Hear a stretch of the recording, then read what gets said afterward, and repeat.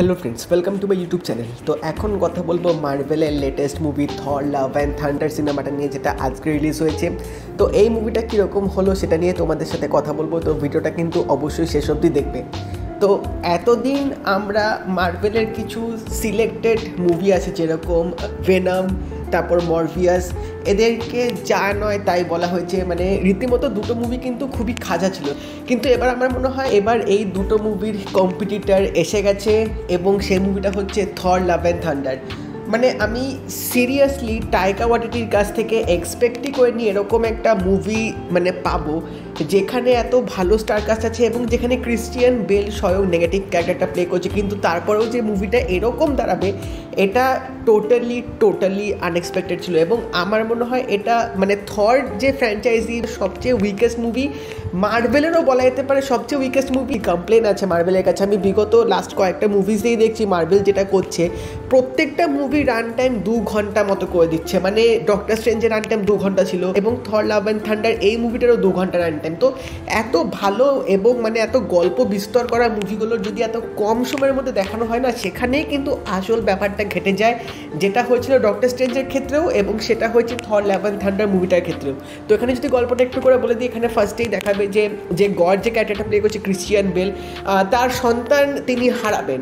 তো এই সন্তান হারানোর পর তিনি কি করে দ্য গড অফ বুচার হবেন, এবং তার কাছে একটা তলোয়ার আসবে। তলোয়ারটা কি, তলোয়ারটার হিস্ট্রি কি, তলোয়ারটা পাওয়ার পর তিনি কি করবেন, একে একে তিনি সব গডদের দেবতাদের মারার চেষ্টা করবেন, এবং সেখানে থর কি করে আসবে, থর আসার পর আলটিমেটলি কি হবে, তাদের দুজনের মধ্যে অবশ্যই একটা টক্কর হবে। এবং তার সাথেও এখানে কিছু আরও সাইডে গল্প দেখিয়েছে, যেরকম এখানে গার্জিয়ান্স অফ গ্যালাক্সির বলা যেতে পারে ছোট্ট একটা ক্ষুদ্র ক্যামিও, কারণ তাদের সেরকম রোল ফিল্মটার মধ্যে ছিলই না।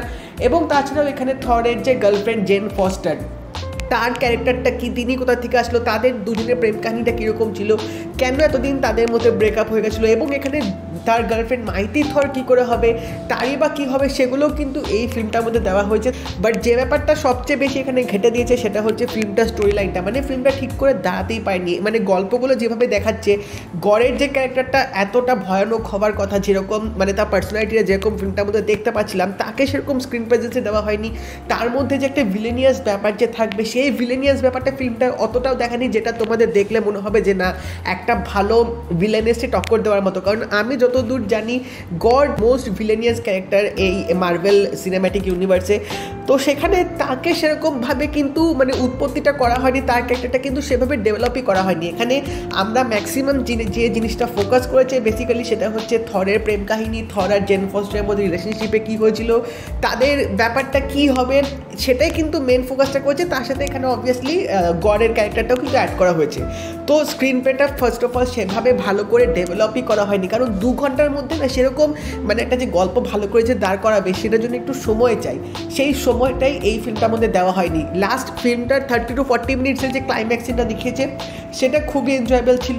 এবং ফিল্মের প্রথম দিকে গডের যে ক্যারেক্টারটার যে ডেভেলপমেন্টটা হচ্ছে, একটু ছোট্ট করে যে গল্পটা দেখাবে সে পার্টটা আমার ভালো লেগেছে। এবং মিডিলে যে থরের লাইফটা কী চলছিল সেটা, এই 3টে পার্ট আমার শুধু ফিল্মটার মধ্যে ভালো লেগেছে। বাকি যে জিনিসগুলো দেখিয়েছে একদমই ঠিক করে দাঁড়াতে পারেনি। এবং তাছাড়া এখানে কিছু ইটারনালসের তোমরা রেফারেন্স পাবে, যেটা ফিল্মটা দেখলে বুঝতে পারবে। ফিল্মটায় অ্যাকশনগুলো খুব ভালোভাবে দেখিয়েছে, গ্রাফিক্সের খেলা খুব ভালোভাবে এখানে করা হয়েছে। তাছাড়াও ফিল্মটার মধ্যে কিন্তু বেশ কালারফুল তোমরা একটা ভাইব পাবে, কারণ মানে মার্ভেলের মুভি আমরা সচরাচর বুঝি যে বেশি ডার্ক হয় না, বাট থরের মুভিগুলো কিন্তু একটু আলাদা রকম হয়, এবং এখানে কিন্তু পুরো একটা কালারফুল ভাইব কিন্তু পুরো স্ক্রিন প্লেটার মধ্যে ছিল। কিন্তু তাছাড়াও এই ফিল্মটার মধ্যে ব্যাকগ্রাউন্ড মিউজিকটা কিন্তু বেশ ভালো কাজ করেছে। এই মুভিটাতেও কিন্তু একটা ইলেকট্রনিক বেসের একটা তোমরা ব্যাকগ্রাউন্ড মিউজিক শুনতে পাবে, যেটা কিন্তু অ্যাকশন সিকোয়েন্সেসগুলোর সময় একটা আলাদা তোমাদের মুড এনে দেবে। এবং তাছাড়াও এই ফিল্মটার মধ্যে আরেকটা জিনিস যেটা ল্যাক করেছে বেশি, সেটা হচ্ছে ইমোশনাল বন্ডিংগুলো। এখানে থর আর তার গার্লফ্রেন্ডের কিছু ইমোশনাল সিন আমরা দেখতে পাবো, গড তার সন্তানের মধ্যে একটা কিছু সুন্দর ইমোশনাল এখানে সিন তৈরি করার চেষ্টা করেছে।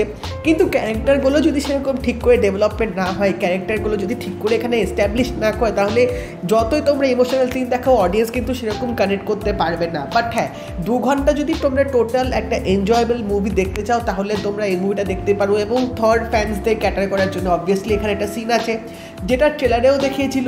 তো এরকম কিছু ছোটো ছোটো সিন কিন্তু থর ফ্যান্সদের ক্যাটার করার জন্য কিছু মোমেন্ট অবভিয়াসলি দিয়েছে, যেগুলো তোমরা ভালোভাবে এনজয় করবে।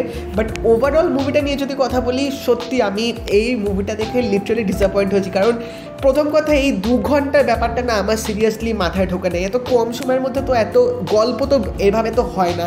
তো এই মানে কী করেছে 2 ঘন্টা সময়টা কেটে যাবে না, তোমরা বুঝতে পারবে না, এবং শেষের দিকে তোমাদের মনে হবে যে আর একটু বেশি দেখালে হয়তো ভালো হতো।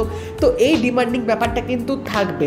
তো আমি এটুকুই বলবো যে যদি মাল্টিভার্স অফ ম্যাডনেস এবং থরের মধ্যে যদি কম্পেয়ার করা হয় কোনটা ভালো, আমি বলবো আমার ডক্টর স্ট্রেঞ্জটা বেশি ভালো লেগেছে। এবং খাজা ফিল্ম থর সেভাবে বলা যাবে না, আমার অতটাও খাজা মনে হয়নি, বাট হ্যাঁ মরবিয়াসের সাথে টক্কর দেওয়ার মতো এই একটা সিনেমা মার্ভেল এবার বার করেই দিল। এবং এটা শোনা যাচ্ছে যে ফেজ 4-এর লাস্ট মুভি শি হাল্ক থেকে নাকি ফেজ 5 শুরু হবে, এবং ক্রিস হেমসওয়ার্থ তো বলে দিয়েছে যে থরের ক্যারেক্টারটা তিনি হয়তো এরপর প্লে করবে না, কারণ এখানে থরকে যেভাবে দেখালো এবং এন্ডিংটা যেভাবে হলো আমার মনে হয় না এরপর থরের ক্যারেক্টার আসবে, কারণ থরের যে উত্তরসূরি তারই কিন্তু এখানে একটা প্রিপারেশন সাম শর্ট অফ এই ফিল্মটার মধ্যে দেখিয়ে দেবে, যেটা তোমরা দেখলে বুঝতে পারবে। তাও তোমরা যদি ফিল্মটা দেখতে চাও ফিল্মটা একবার দেখে নিতে পারো, এবং তো জানিও তোমাদের কেমন লাগলো, এবং যদি এই ভিডিওটা ভালো লেগে থাকে লাইক করে দিও, শেয়ার করে দিও, চ্যানেলটা কিন্তু অবশ্যই সাবস্ক্রাইব করে দেবে, নোটিফিকেশন বেলটাও কিন্তু অল করে দিও। তা দেখা হবে পরের ভিডিওতে, বাই।